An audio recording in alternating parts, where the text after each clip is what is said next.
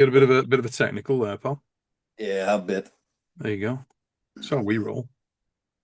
Let's have a look. Oh, I'm advertising the gains. Look at this, Neil. Have you ever seen stuff like this? Boom! That's the one, pal.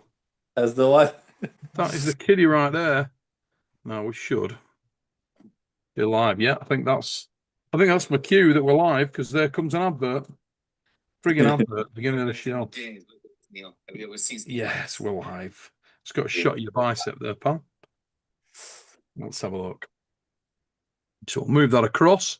It's not one of those, when you ever get a signal up that tells you you've got a stream health and you need Yeah. your widget. Press my widget. There it is. I think we're good, mate. I think that's it. We're Ah, live. la. We're live. I was laughing the fast lane, Bogdan Stoica. It's not bad, not bad. I just finished some table time. Nothing crazy. I've done about 40, 50 minutes. Right It's all on. I've done both. Positive news, mate. Yeah, I've done both. Very positive news. If I don't go crazy, just like pure side pressure, I'm fine. I can fight in almost any style. Yeah. But Yeah, I it's can't just jam and go to the side like I usually do. it's one of those things, and you never know how long to leave it as well if you've given yourself a pretty serious tweak, Yeah, which I know you did. 2, 3 weeks, 2, 3 weeks, and we should be back How frequent have you trained since you've been back in the mix? every day. You're not playing games, son. Clifton Erickson with a flying super chat. What is going on, gentlemen? You know Clifton Erickson? Yeah, I've seen them. Mm, Seen the comments. I got eyes on him, son. I have. I like him. He's a good lad. Thank you, Clifton. Hope you're well, mate. And yeah, I've been chatting to Clifton a little bit. So let's try and walk back a little bit to where we got to. I wanted to sort of we'd done your early years, family history, things like that. And we got into the move to the UK, and that's where I wanted to really pick up and sort of just get based on why the move to the UK and where you grounded yourself. Because you moved around a little bit when you first got over here, but then you sort of set yourself up with a club, and that's where I thought it would be a good start, really, mate, to just get into that. So, yeah, Yeah. when did you really think about coming over to the UK? When did you become an Englishman? I think it was like 2015, early 2015. Why? That's it. You guys can't return me. No, no, you're And English now. you're stuck with me. What made you come over here, mate? Where it's awful? Have you been outside? Listen, all my life, I loved the rain. When we had rainstorms and thunderstorms back home, I used to take my blankie, my pillow, and go outside. And my parents used to struggle to get me inside. So anytime it rains, that's me. You just like being in the rain. Yep. I like smelling the rain. I like seeing the rain. I like sleeping in the rain. I like anything about it. Yeah, we've just had a. Often I don't look at the comments, but I've actually just looked at a comment here, and David Shubich 5462 has come out with a bit of a classic line here, which I tend to agree with. It says Bogdan's reminiscent of Coach Ray's forest pose. Are you familiar with Coach Ray's forest pose? No, not really. Well, while we're doing this, I will try to find Coach Ray's forest pose and Yeah, send it over thank you, to you man. because Now that's I'm a really good curious. call, David. It's a good call, son. Made me do a little laugh inside that one. Very good. It is. So you came over to UK. Was it just yourself in isolation, or with other members of your family? Nah, it was just me. My mom gave me like 1,500 quid. It's all she had. And she's like, go and see if you can do anything. So Because you had fifteen we hundred didn't pounds. have, That was it. yeah, we didn't have much. And I had a friend that used to live here somewhere it was the Weybridge area, somewhere around the other side of London. Okay. And we known each other since we were like teenagers. And Hmm. he said, well, you can sit with me for like a month until you get your paperwork, and then you got to move because my missus doesn't approve of it. And I said, that's all I need. So I got Ballsy here. move, Bogdan Stoica. That is a ballsy move, lad. I've always done this. All my life, I've done this. I'm like, just, yeah, I'll do it. Like, as I said, change is the only constant in this world. So Hmm. I'm always up for change. Very interesting. That's you've got some balls. It's Why England? well, language is very easy for starters. It's English. I never had problems with English. And then let's be honest, it pays a lot better than back home. Okay, so one of the biggest things was that it was the obviously Yeah, the exchange rate and so on the yeah, strength of sterling. more opportunities, more room to grow, to develop. And I always heard that people are very friendly, and back home they're not always Only when friendly. you got over here you realise they're all wankers. No, actually, I love British people. They're my people. I think I should have been born here. Yeah, you are. I keep I make a joke of it, but there's no doubt about it. You're 100% are Englishman.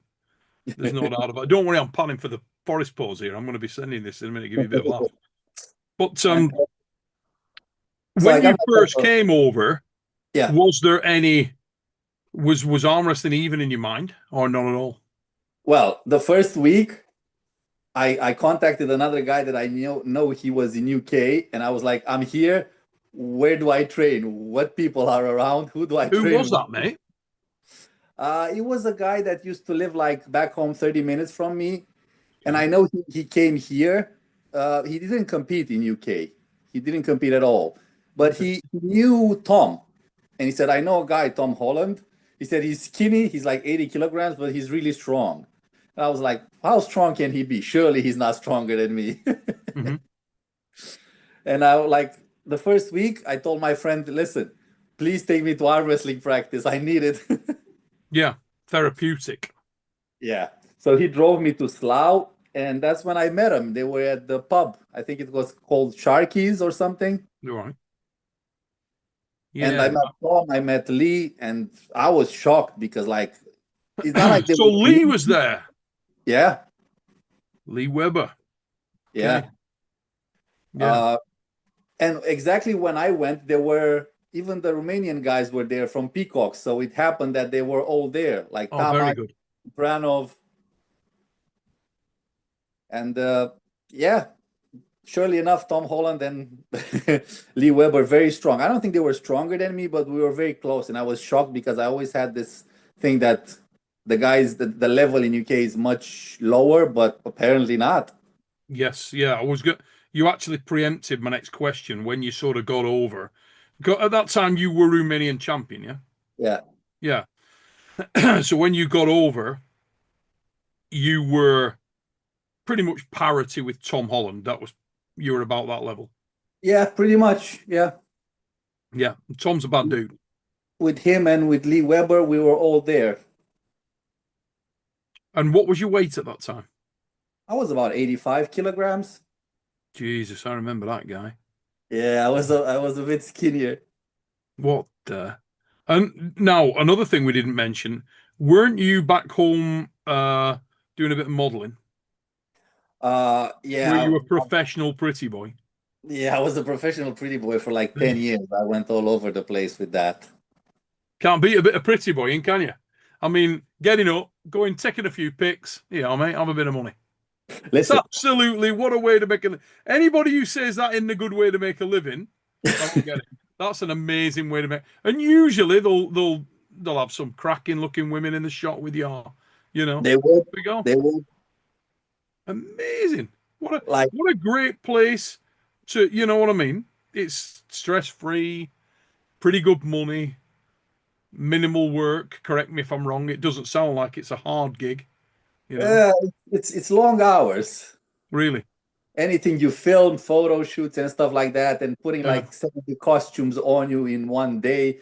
People think it's easy. It's not that easy because I wouldn't fucking be dead doing it now. You're talking about Terry Holland's life here. You do know that, don't you? When you see Terry, who's a professional model, bad rhino model, that's basically what he does. You know. Yeah. But it always interested me when you told me that. I thought, well, if you look at the life you've had, it's been pretty good in that regard. You started as a professional pretty boy and then moved into a professional dosser. I'm evolving, right? Yeah, went from going getting your picture taken to then moving on to going into houses and testing holiday homes for people and getting Right, paid. It's pretty good, isn't it? Neil. I, I'm all about having this human experience. Yeah, I came here to make sure I test a bit of everything, and then I can yeah. go back home. And I and ideally doing as little work possible while you're doing it whilst getting paid. What is not to like?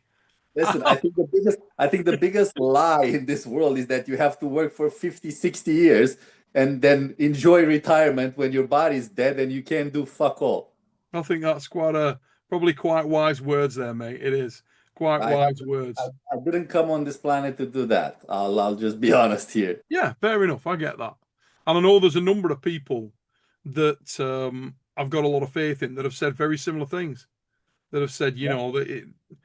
there is obviously money is important. We all need money, let's be honest, at the end of the day. But if I can do something that I love and still make money, and I'll be honest with you, everything I started out of passion and love. I didn't Yeah. start because I wanted to make money, but I ended up making money and a living out of it. So What is your motivation in life, mate? What's your switch ons? What's your thing that makes you want to get up in the morning and work? I don't know. I like to be creative. I like to see that something comes out of me, like on even with the videos, the photos. I don't know exactly. And with the arm wrestling, it's I find it like it's progression. The progression. Same with the videos and everything. It's progression. I love that step by Yeah. step, improving, getting better every single day at everything I do. And I'm my biggest critic. I'm a huge critic of myself. Nobody would beat me down more than I beat myself down. Hmm. Yeah, I've seen evidence of that, mate. I've seen evidence of that a few times. When you got to the Slough organization, the Slough club, how far were you from Slough? Were you having to drive in there for a long time, or was it pretty? Well, just I'll show you how much passion I have for arm wrestling, right? Okay. So I had to drive for 35 minutes to get to Slough. And the first time I went, my friend took me. The second time, he couldn't take me anymore. So guess what I did? I spent half my money on a car. Half of the 1,500 quid. Yeah. Yeah, fair And enough. I bought a little Peugeot, like a 206, so I could go trade. Hmm. So whatever I had left for rent for a month or a month and a half and just eat bread and salami. Yeah, I remember you first showing up at that club because Tom called me and he said, Bogdan Stoica? And I went, I know of him, yeah. And he said, have you ever pulled him? And I went, no. And he said, oh, he's solid. I said, yeah, I've seen him arm wrestle. I've seen he's solid. And I'd spoken to people about you. But there was a real buzz about you joining that. And I think I probably met you in the December that year or November that year. I think you came up to might have been the Lions Den event. Yeah, I loved your Um, competitions always. yeah, the Crofters. Yeah. And that was I remember that whole mentality from you guys. You were a tight little unit. There's only like 3 or 4 of you, but everyone in the crew was no We were joke. really supporting each other. Like I didn't know him for a long time, but Yeah. it felt like I knew them for like the last 10 years. Yeah, I thought it was quite cool actually. Yeah, Because at and that time, if you remember, yeah, the London lads, Killy Russ was actually running that crew, wasn't he? yeah. But how many He did they won, have? right? How many did they have? What was it? 40 lads? 20 odd 30, 20? 35, 40. Yeah, Yeah. And a number of those were bloody strong. yeah. And They you in his that thing was original crew. putting people. His thing was putting people in every category, and like me and Tom were always giving him issues because Yeah. he would not win those categories usually, or Mm. very hard he would. Well, the original crew that's coming down there from like Niklas, you had Niklas, you had Viral Dobrin, Yeah, you had Ciprianov. Tamash. Yeah, yeah. Who could forget Tomasz? Yeah, lovely Yeah, dude, Stefan. yeah. Um, Not to Uh, mention probably 4 or 5 lads who were just that tier below, but oh yeah, you know, very but close. but solid, but solid, and they would win the team events like it was their. I mean, they'd just show up and win Oh everywhere they went. yeah, I always. liked it. I thought it was great. The whole blue track suits with the London arm wrestling. Loved it, mate. Thought Yeah, it was really good, they really, had really an awesome solid. club. And then Killing within there, you've got these 4 little red shirts, slammers. Slav Slammers. Yeah, Yeah, yeah, but it's cool, wasn't it? It was nice. we're taking like David and Goliath. Hmm. Bit of a stronghold fortress. Yeah. But yeah, it was good. You're at Spartan little crew, but mate, very, very solid arm wrestlers and very supportive, like you say. At that time, so how long were you there for? Let's sort of get into timescales. How long were you with the Slammers? I think I trained with them solidly for about 3 years. Bloody hell, is that all it was? Yeah, for about 3 years. And then I had to move with work. And I was like very far, like an hour and a half from Tom. We met once in a while, like once every 3, 4 months, but that was it. Mm. Oh, God, it seems so much longer than that. When you said 3 years, I thought, wow, I thought it was longer than that. I thought you were going to say like 6 years or something, but No, I wow. think it was like from 2016 till about 2019, Mm, just my before word. COVID and everything. Talk to me about your style at that time, Bogdan. So from the period you came to the Slough Slammers to the period you left, any changes? In the way I arm wrestled. Mm, Oh my God. I had like this was my top roll. I had an open arm, like kind of top roll on both. It's like if you look at me then and now, it's like completely different arm wrestler. I used to have a good top roll, but I used to get opened up a lot, and I had a very sticky spot, but very just open. But very rarely I would stop everybody in that sticky spot, but very rarely come back and actually win from there. yeah. And at some point, I was like, "Nah, this is not working." So I stopped everything I was doing, and I started from scratch, from zero. And then everything was inside, just touching my chest. Everything I was doing, I had to start very close in and touching my chest. And I changed everything. I added a bit of press.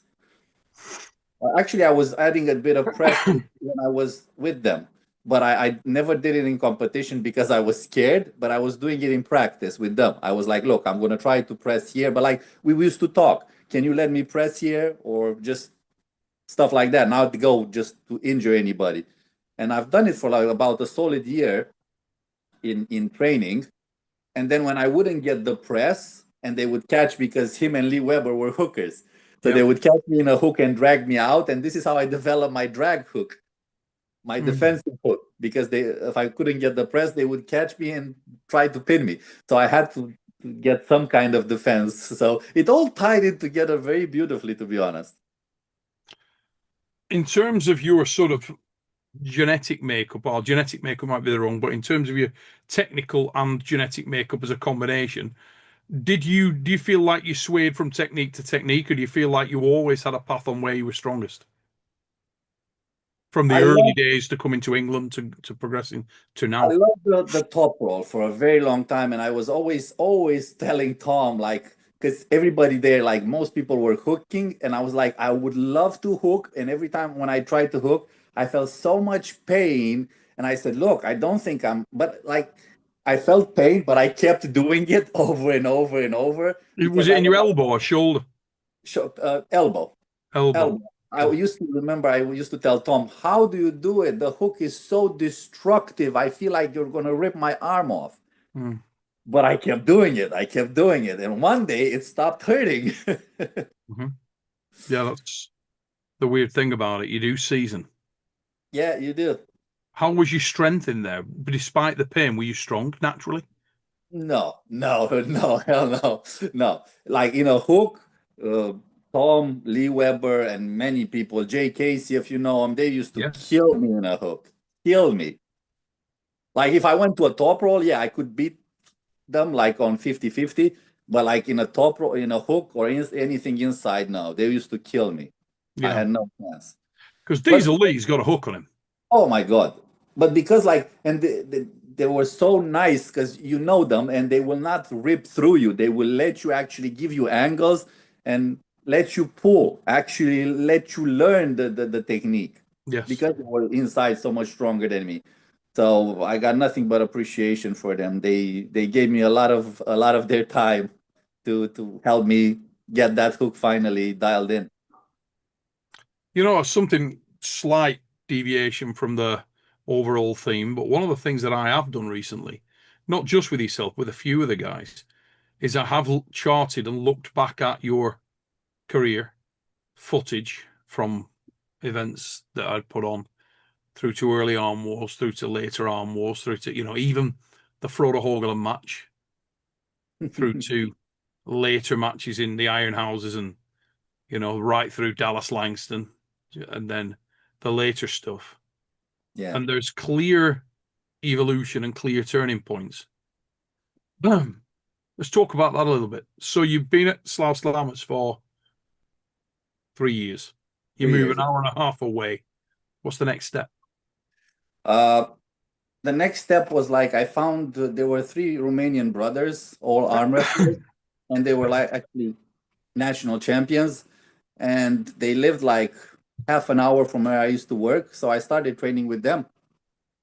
Who were they, mate? It's like the Melnichuk brothers. They live in Harlow, Yep. and they used to be part of Peacocks. Yeah.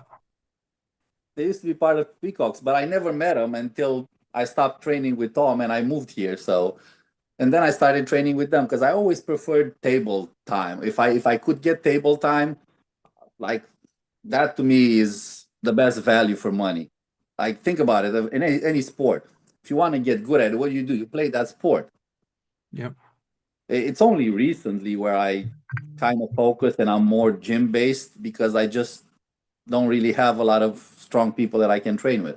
I have my Monster training Michael partner. Todd trying to call us now. Huh? Monster Michael Todd trying to call us. Ah, okay. Yeah. But don't worry about that. He's just ringing up to say, did you think Camille was over the line? Mike, if you're watching, I'll call you back, mate. I'll call you back. So am I mistaken? Is that Peter Power? Yes. Yeah. So Peter is no bum. No. Very strong. Medalist at Europeans, I think, silver medal. Yeah, and I think Silver or like bronze. last year or year before, he took overall on left in Romania, like There you go. overall category, and he's like 80 kilograms. Yes.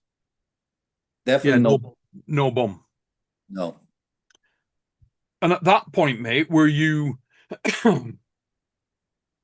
were you the senior guy in that crew? Were you the lead guy in that crew or not? No, not really, because like uh, it was around that period when I discovered ibuprofen, and I discovered you can train really hard, but I didn't know the downsides. And I think in 6 months I got about 7 injuries. So where were they?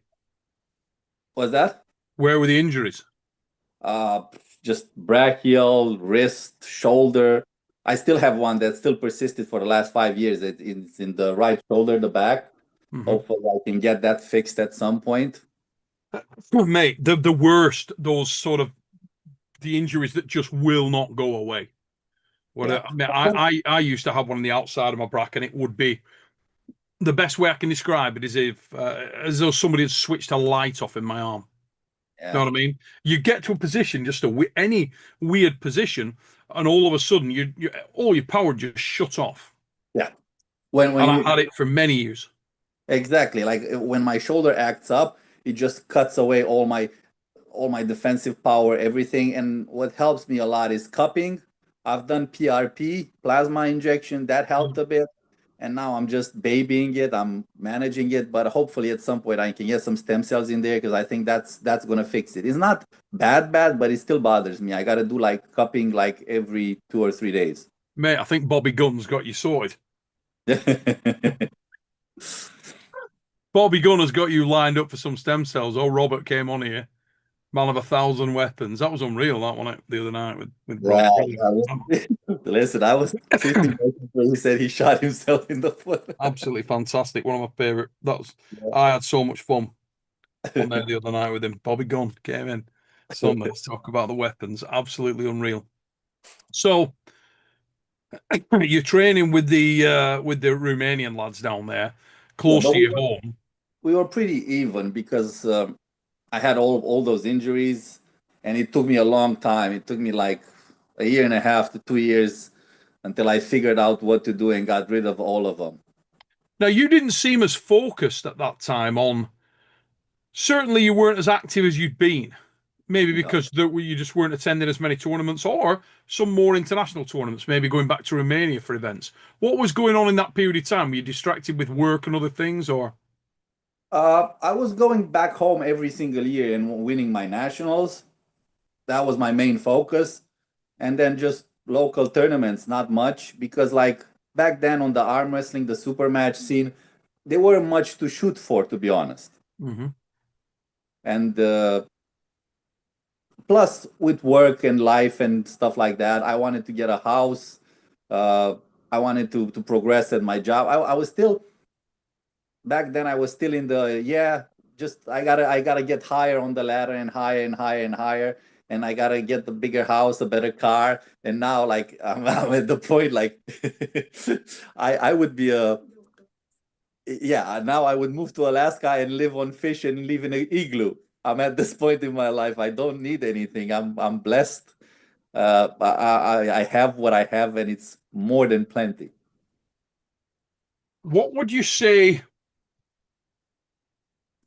or where would you say your commitment level to the sport was at then versus the rest of your career? Because it seems to me, and correct me if I'm wrong, but it seems to me there has been definite visible peaks and troughs in terms of your focus and interest.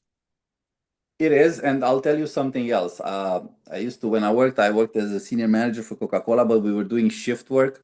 And until I left that job, I've never actually, well, I knew it was affecting me from the training, the table time, Okay.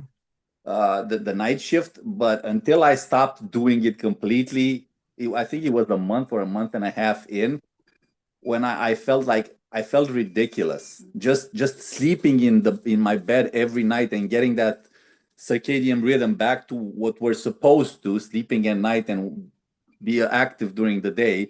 Yeah. That to me was a massive difference. And then again, because I had the time, I switched my whole training routine. I was doing 3, 4, 5 exercises, and I was, to be honest, my commitment level was pretty high, but I didn't really understand it like I understand it now. And I felt like I was overtraining myself, and with the night shift and my recovery sucked.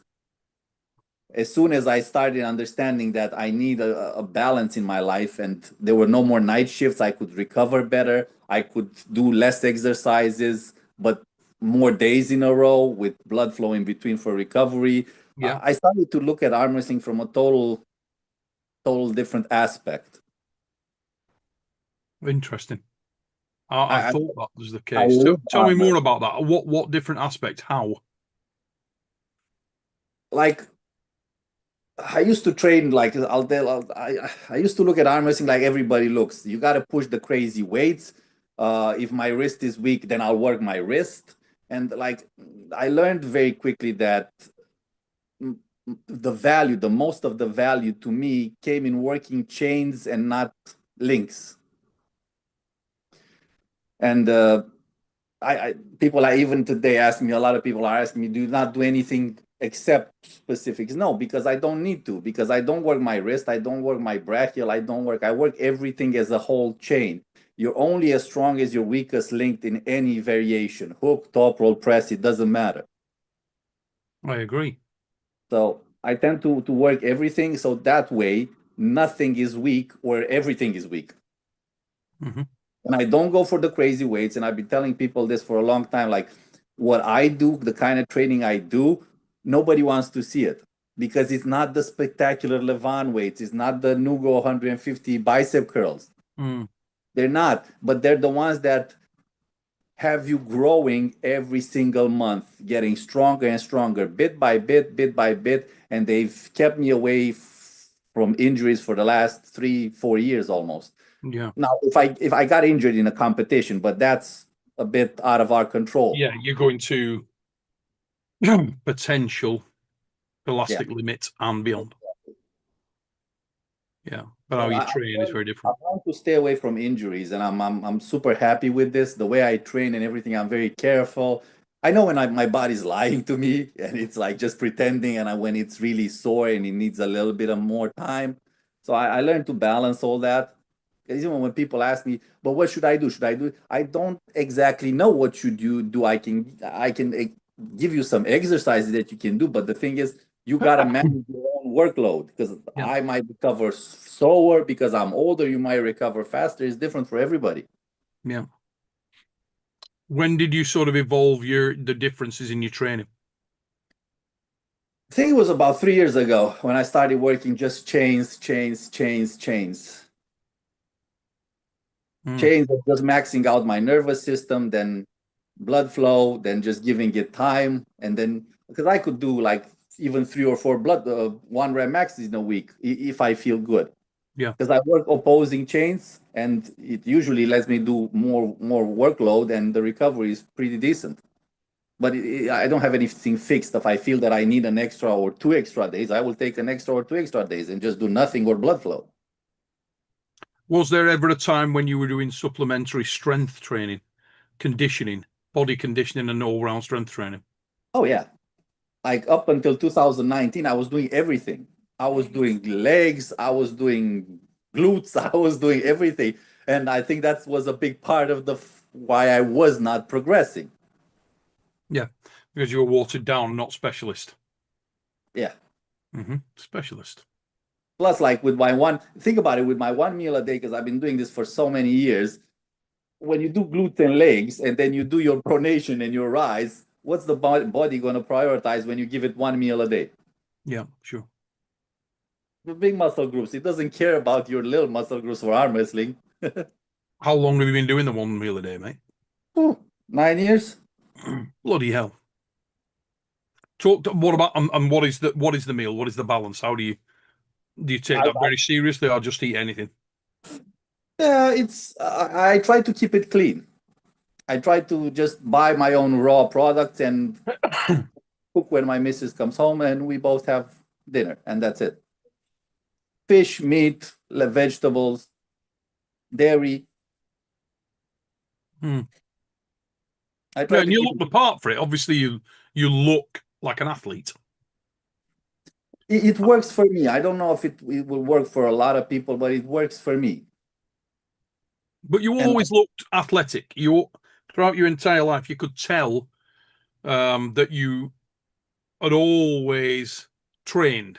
You will look like more like a dancer or a gymnast, that kind of build. You know what I mean? You had upper body was muscular, not carrying a great deal of weight in your lower body, but lean and athletic. yeah, I That's started always been training your when I physique. was like, I think I started training when I was like 17 or 18, just normal gym stuff. Yeah, yeah. But my ideology is like less is more. That was everything in life. And like even with arm wrestling, uh, I want to have progression, but I want to have like, I want to be 2 times better if I can in 20 years. Hmm. Like I don't want to just jump and be in 2 years. I don't know, fight somebody Levant strength or something, because that to me is not achievable. I set myself very realistic goals, and I want to be, let's say, 2% stronger by the end of this year, and then 3% by the end of next year, and then Yeah. just little things that I think are very achievable for somebody like me at my age and stuff like that. Was there a direct correlation between you becoming more focused on the sport of arm wrestling and you letting go of the rat race or the material chase. Oh yeah. Oh So yeah. those things were in tandem.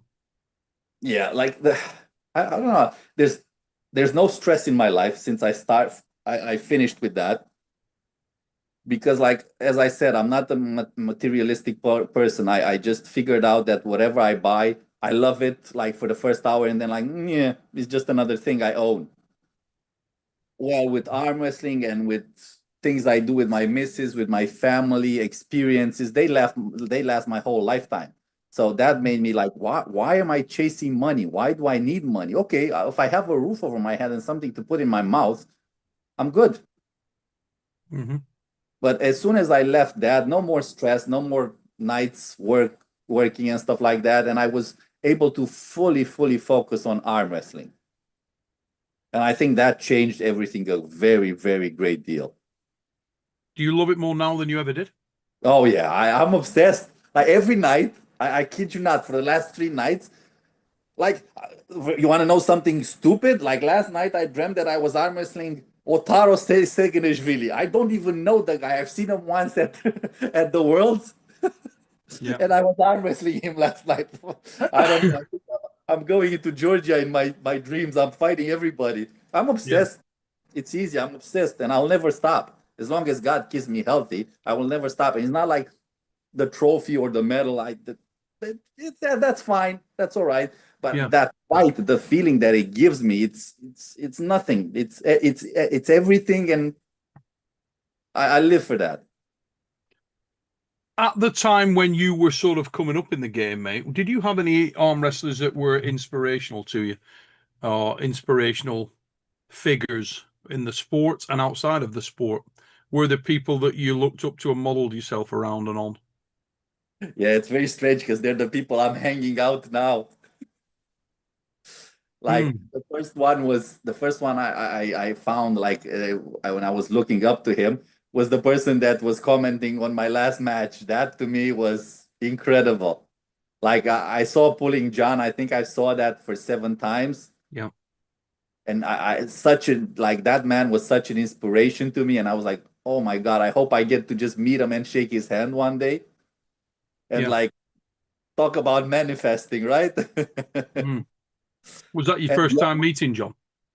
no, I met him in 2022, but like just it was just a casual meet. Now I got to talk to him a little bit more and hopefully in the future because I think there's a great deal that man can share with the rest of us.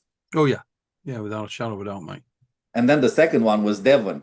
Devon that was traveling. He was like having matches in Arm Wars with Tara Siva, not with Arm Wars, and then he went and got Tara Sivakin and Pushkar, and I Mhm. watched those like religiously. I was Yeah. such a fan, and I am such a fan of these guys. Yeah. Very different lads, very different characters, but they've got common veins running through them in some respects. Yeah. Did you emulate those guys stylistically at all or not? As I said, I would have loved to, but I never thought I could hook because I always said hook is not for me. My body hates hook. Yeah. I always wanted to because, like, to me, fighting in a top roll is cool. And even now, I have a good top roll, but like, my love is not there. My top roll gets me out of some really ridiculous situations, and Yeah. it's I think it's a very decent level. But I don't have that love for it like I have for the hook or like for even the press and just a deep shoulder commitment. I don't Hmm. know. I think I kind of fell out of love with my top roll and I fell in love with the press and hook. And now my top roll is like kind of coming back. I'm using it a bit more. I always had it, but I stopped using it for some reason. Yeah, I think it's more dangerous actually because of the fact that it's less expected. Yeah. But When it, most people don't think I have one, but it is there and it's actually really good. yeah, and the biggest benefit is if you've got a really solid and very smooth transition. If your Yeah. transitions are very silky smooth and you can move from a real match scenario transition very smoothly, it's lethal. Particularly Yeah. when you're a pacey puller, when you're somebody who can pulse like you can do, you're very fast twitch. It makes you've got a lot more layers of threat. for Yeah. most people, because I still believe probably 80%, 70, 80% of guys have one thing they do well. One thing. Yeah. Maybe a couple of support acts. You know what I Yeah, mean? they can transition probably in a press to finish, or they have a bit of a defensive hook if they get dragged into one. Yeah. But My not main thing, proficient. no, my main No. thing is like as soon as I committed to all of them, I have even a crazy floor press, but if I don't have to use it, I will not. Yeah. The thing is, um, I always like I knew that like if you commit to one style, you could get it to 100%. And if you committed to all of them, I always said this, you will never have all of them at 100% because the body shuts down lanes. And I've done it for so long that like I understand. And Yeah. you lose strength in lanes. You don't know that you lost it, but your body just shuts down lanes and avenues like crazy because it doesn't want to expend a lot of resources on things you don't use. So that's why my training is like a wheel. It just goes around and around and around, and I do everything. It's not a weekly training. It's like more like a 2, 3 week training program. If you broke down your time in the sport, mate, how much of it do you think you've focused on hook? How much on press? How much on top roll in terms of percentage terms? If you looked at your total time as 100, how many years have you focused on each one? I would say like 10 years on top roll. Uh, I would say about, and then on the hook, on the press, let me see, about 5 years on the press, and Yeah. then about 3 years on the hook. Yeah.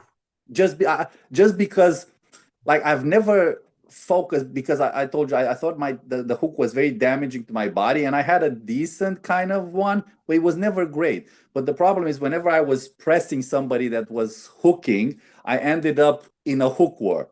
Yeah. Yeah, I get you. And I had to get it. And first my defensive part of my hook got really strong. And then I started working on the offensive part because I said if I have a defensive hook, why do I not have a offensive hook? Yeah. Particularly But if you've got particularly if you've got the jump on someone in any kind of pressing technique. exactly. And if I get a hooker, Transition then I between. won't have to press down on his arm. I can use a drag hook to get him out. Yeah. And I from always, there, it's a smooth transition to the top roll. yeah, even in video games, I always wanted my build to be like something that can do everything. I was never the guy that put all his things in one stat to specialize it in one thing. I Yeah. wanted to try to do as many things as best as I can. Yeah. I couldn't, well, couldn't agree more. Always been about that look. Let's talk about the more recent times. Let's move into a little bit more recent times in terms of your development. So, when do you believe you became world class? Because I believe I've got an answer to this question, and I want to see if it lines up. I think about I think I was very close for a long time, but I think about 2 years ago. Yeah, I've got the same timeline. Yeah, 2.5 years ago to be precise. Yeah, when I quit my job. I Yeah, started. yeah. And I wanted to really focus in on that. So you quit your job. You got how much did your focus and training transform at that time? Was it like night and day? Massively. First of all, I told you I never thought I would even a strength increase was crazy from sleeping in my bed every single night. Yeah, The recovery, everything, because I was putting a lot of energy even back then, but I wasn't getting, I was putting a lot in, but I was getting very little out. yeah, And then as soon as I stopped, I focused obviously as much as I could on arm wrestling because I had so much time. And I'm like, what am I going to do? What do I love? Arm wrestling. What do I do? I love doing videos, photos. Let's focus on those. yeah. And we didn't even have a plan. It's not like I had another job or something. I was just, that's it. Mm. But then I fell You're into not short different of balls, pal. felt into different avenues, and they worked out. So I do think in this life everything is happens for a reason. That's Yeah, my yeah, so it's your mantra, isn't it? yeah. A little bit of a Everything mantra with happens that for a one. reason. People are like, "Oh, I'm sorry for you that bad." I don't know if it's bad. Just let me have a couple of years and look back at it and see how it looks. On the journey up, mate. Any real turning points? Any memorable events, memorable matches, memorable things that were either just very memorable because they were enjoyable or something you really liked to do, or pivotal in that they changed you, evolved you, hurt you, anything. It can be changed, negative or positive. But are there any areas that, or times, matches, events, or competitions that you feel were very impactful or that changed you? Uh, it's like what changed me a lot is like I told you I'm a very motivated kind of person, and like having a lot of matches and a lot of super matches in the last 2 3 years, and just losing one of them Yeah, is like when I see that progression, that just drives me more and more and more. And like every time I went to Armors, to your Armors, and you put somebody in front of me, you remember I always said, "Give me somebody yeah, strong, the strongest, the strongest, the strongest." And this is my motivation. If I can beat the strongest guy you bring in front of me, then I know I'm doing it right, and it motivates me even more, and then even more, and then even more. yeah. Even for the April event on the left, I know you're looking for tough challenges, Yeah, and I've got some. Yeah, you won't be disappointed. Got good. some The tougher, the tough better. challenges there. Really Good. tricky bastards. Um, what's your favourite match? Favorite match? I think it's got to be the last one, isn't it? I loved it.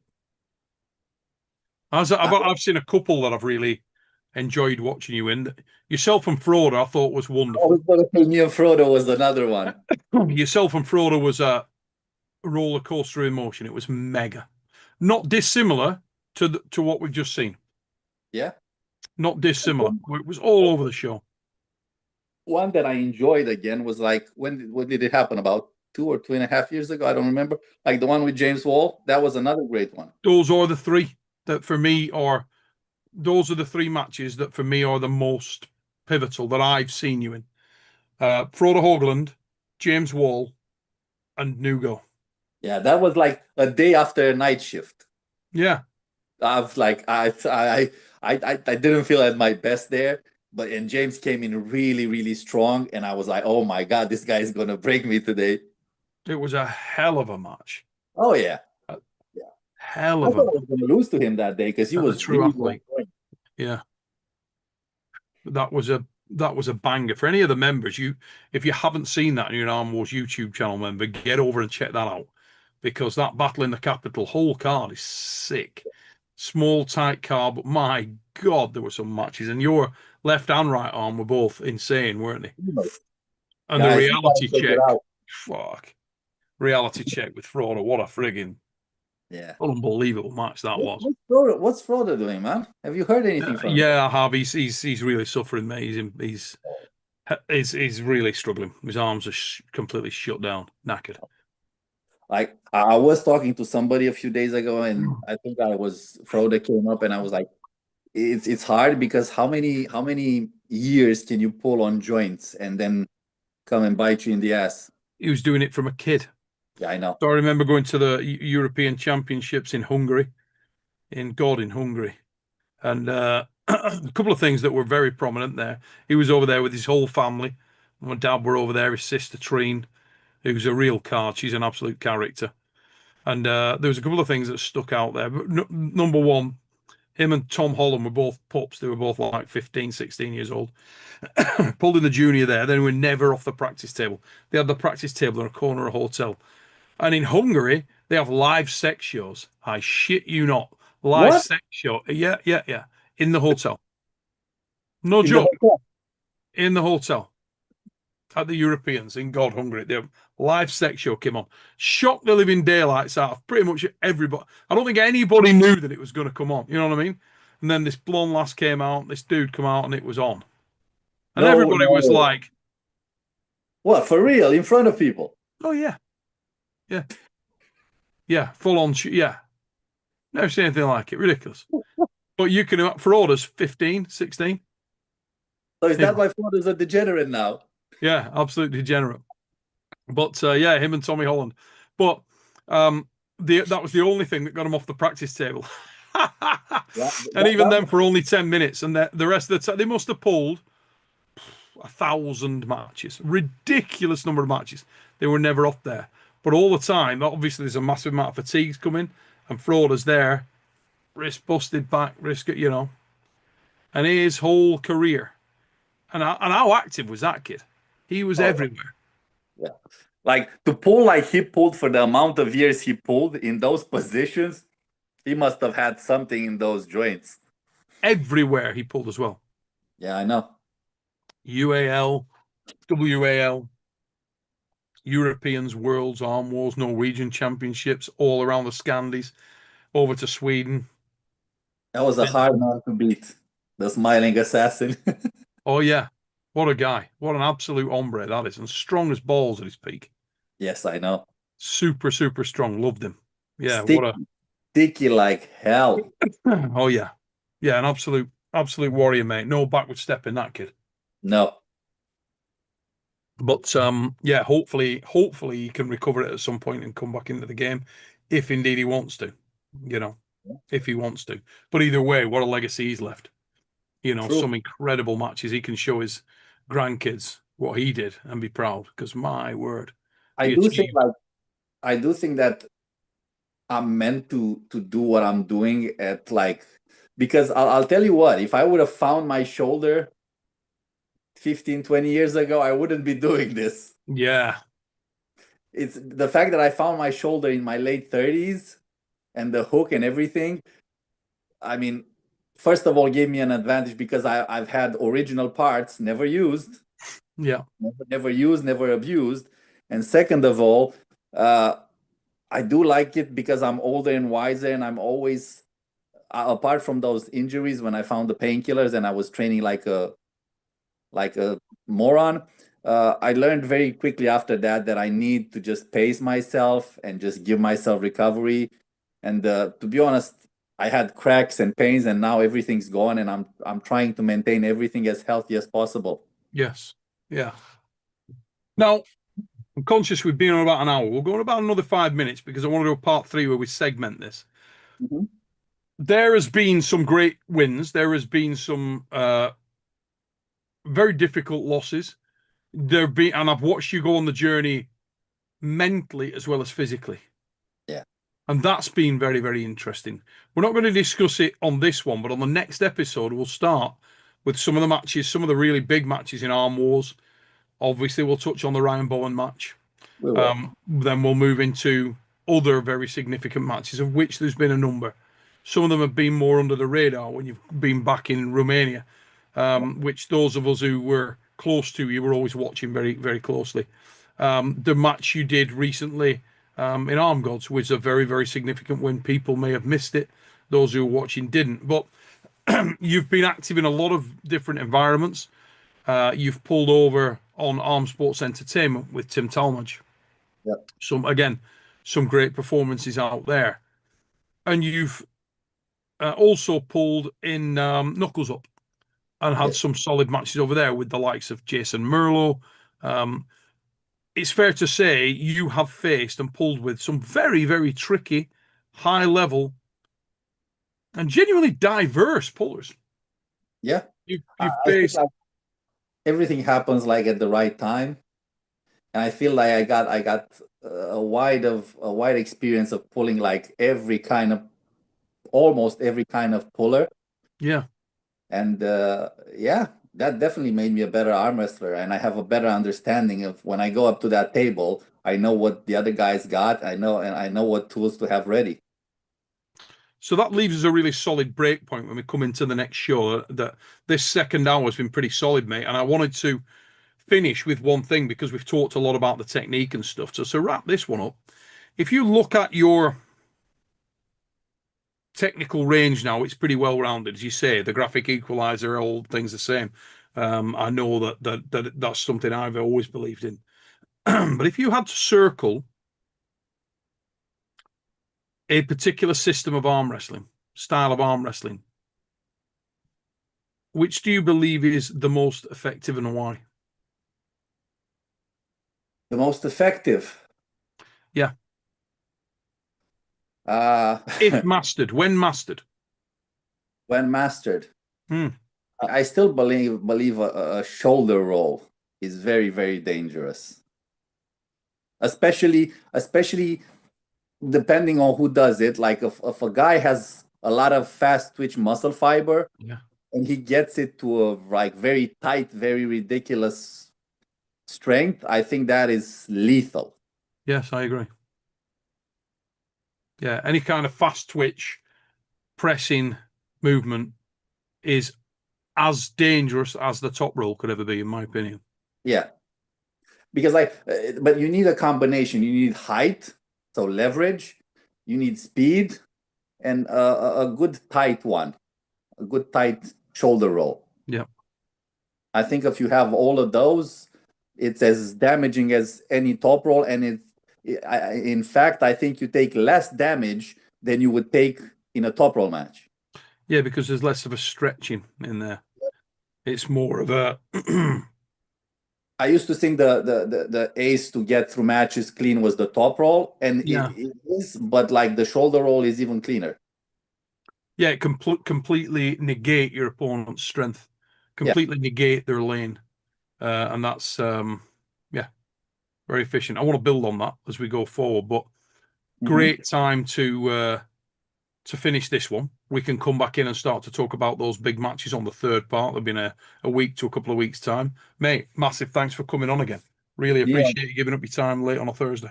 I need to appreciate your time, mate. Thank you very much. Oh, As always, it's fascinating speaking to you, and I want people to see there's a lot more going on. thank you. A lot more Always going on. appreciate the time you're offering me, and you're always an amazing friend to me.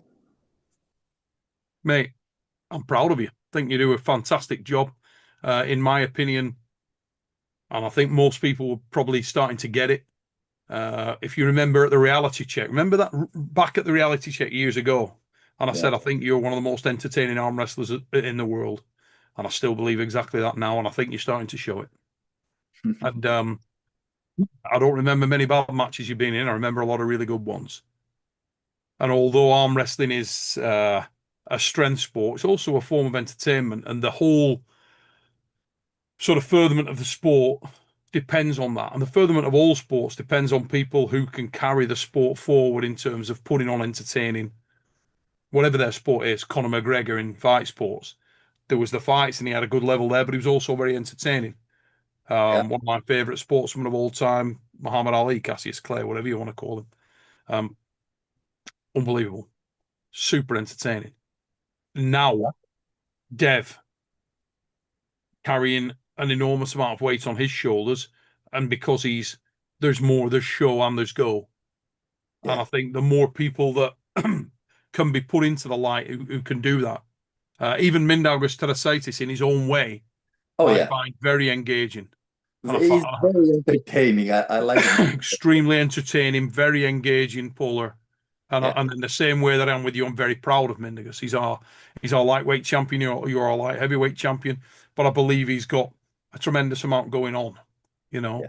there's character behind the arm wrestler. And I think the more people we can show that character on different arm wrestlers, Yeah. The more and we'll attract other people into this beautiful sport. I think so, mate. I I do think think so. it's growing, and what I've seen lately, I think we're going towards a beautiful outcome. You're helping big time. As I say, the other day was a massive card, a great card, and in my opinion, you were the highlight of it. And considering the company you were keeping that night, that's quite an achievement. And you were the most entertaining match on the card. And I know Nugo has taken a little bit of stick of late, um, off the back of that. What I would say to people is also appreciate what Nugo is and who Nugo is, And what an endearing, fascinating, great little arm wrestler that is. You know, Ro- because that, you know, it takes two to tango, and that was a match, and there was so much passion and emotion, and that whole thing, it was visceral, and everybody went on the journey, and it was great. And I'm a big fan of Nugo Shikadze. I think he's fantastic. You and me both. Yeah, he's mega, mate. I don't know what'll happen again at some point. I'm pretty sure it will. It has to. Sodzilla first, though, son. Yeah, I would love to. I would love to. Little push again on that Put, one.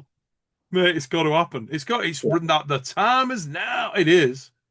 Time is now. The time is now. Listen, guys, if you are not subscribed to the specialist, Bogdan Stoica, you need to get over there and show this guy some love. Shameless plug him, Bogdan. Shameless plug him. Guys, you can find me on YouTube, TikTok, Instagram, Bogdan Stoica. On my YouTube recently, I've been very active. I post a lot of stuff. If I can save you a lot of pain and years of going through what works and what doesn't, you're welcome. Welcome. Just come over to my channel and we can have a chat. Fabulous stuff. Get him liked, guys. Get over there, sub, follow, like, share, all that good stuff. If this is your first time here on Supernatural Strength, first of all, thank you for coming over. Really hope you enjoyed this little bit of insight, part 2 of Deep Inside the Mind of the Specialist Bogdan Stoica. Remember, part 1, if you haven't seen it, get over, check that out. We'll be coming with part 3 in a couple of weeks' time. And we'll be back with the fix this Sunday night at the usual time. And I want to say thanks to everybody for tuning in, checking it out. Until we see you again, take it easy, peeps. Have a good one. Bye-bye. Thank you very much. Bye-bye. We are off, son. All right, that was brilliant. Yeah, the power hour. Keep building them up. Dripping tap, mate.